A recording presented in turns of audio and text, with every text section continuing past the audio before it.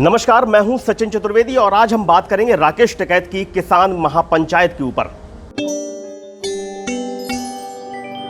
मुजफ्फरनगर के एक सरकारी इंटर कॉलेज का मैदान रविवार को अल्लाहू अकबर और हर हर महादेव के उद्घोष से गूंज उठा।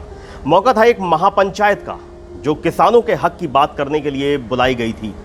पर किसानों के हक की बात करते करते बात अल्लाहू अकबर तक पहुंच जाएगी, ये किसी को भी हजम नहीं हुआ। अल्लाहू अकबर, अल्लाहू अकबर, ये नारे लगते थे। हर हर महादेव और अल्लाहू अकबर के नारे इसी धरती से लगते थे। महापंचायत किसानों के लिए बनाए गए 3 कृषि कानूनों को लेकर थी, तो फिर उसमें धर्म विशेष के नारों का क्या काम? क्या इस पर कोई राजनीतिक जमीन तैयार हो रही थी? ये बात हर किसी के जबान पर आकर रुक जाती है, पर टिकैत ने उस पर भी सफाई दे दी। वो सफाई तो हम आपको बाद में बताएंगे, पर पहले टिकैत की महापंचायत को समझ लें। दरअसल अगले साल उत्तर प्रदेश में होने वाले विधानसभा चुनाव से पहले सत्ताधारी भाजपा को कड़ा संदेश देने की नीयत से राकेश टिकैत की ये जोर आजमाइश थी, जिसे उन्होंने नाम दिया था किसान महापंचायत का।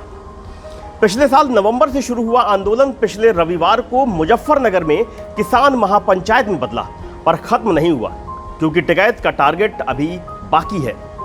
महापंचायत मुजफ्फरनगर में रखी गई थी, तो उस मुजफ्फरनगर का भी इतिहास समझ लीजिए। करीब 8 साल पहले सांप्रदायिक दंगों की आग में जले मुजफ्फरनगर में किसानों के मंच से धार्मिक एकजुटता की बानगी तो पेश हुई, मगर राजनीतिक इशारा भी साफ था।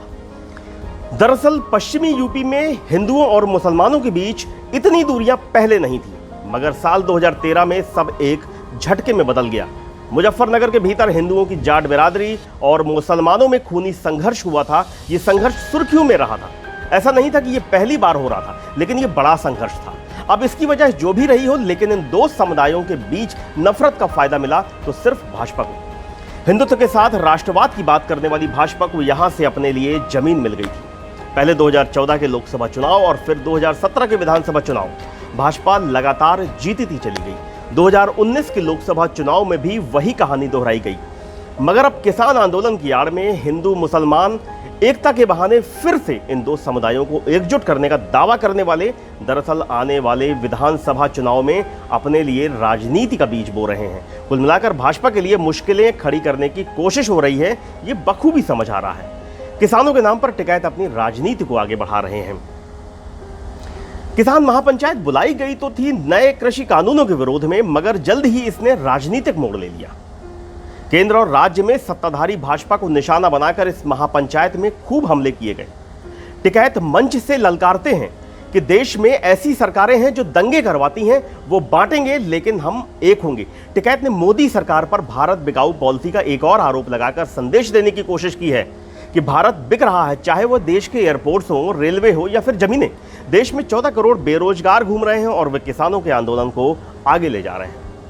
टिकैत को समझने से पहले कुछ बातें और भी समझना है, आवश्यक है जो आपके लिए। दरअसल पश्चिमी यूपी से आने वाले जाट नेता राकेश सिंह टिकैत ने मंच से बोला कि ऐसे नारे पहले भी यहां लगते रहे हैं। अपने पिता महेंद्र सिंह टिकैत के समय का जिक्र करते हुए जूनियर टिकैत कहते हैं कि उस वक्त भी ऐसे नारे लगा करते थे।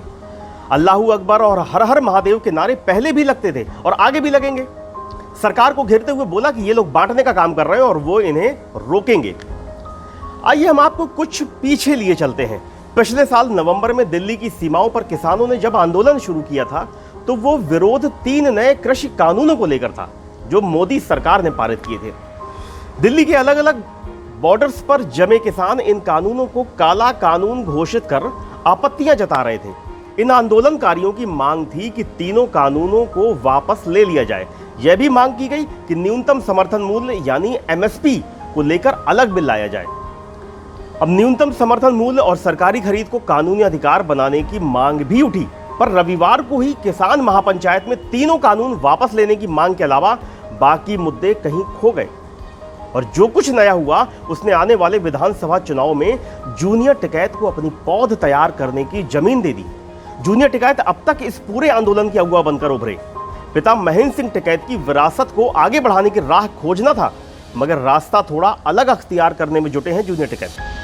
जबकि सीनियर टिकैत धर्मनिरपेक्षता के जबरदस्त हिमायती थे। 1987 में भी मेरठ के भीतर सांप्रदायिक दंगे हुए थे। तब के उस भयानक मंजर के गवाह ने ये बात बताते हैं कि 3 महीने तक दंगे चलते रहे, मगर सीनियर टिकैत ने हिंसा की आग मेरठ की सीमा से आगे नहीं जाने दी। वो गांव-गांव जाकर पंचायत करते थे और हिंदू मुसलमान को एक रखने की बात करते थे, जबकि जूनियर टिकैत मंच से अपने पिता की तरह बात तो करते हैं, मगर गाहे बगाहे उनका राजनीतिक झुकाव साफ नजर आ रहा है।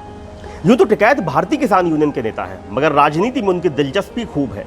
इधर पिछले कुछ दिनों से उत्तर प्रदेश में वो खासे सक्रिय हैं और इसी सक्रियता को भुनाने के लिए उन्होंने किसान महापंचायत का आयोजन कर डाला। लोग भी खूब आए तो टिकैत गदगद थे।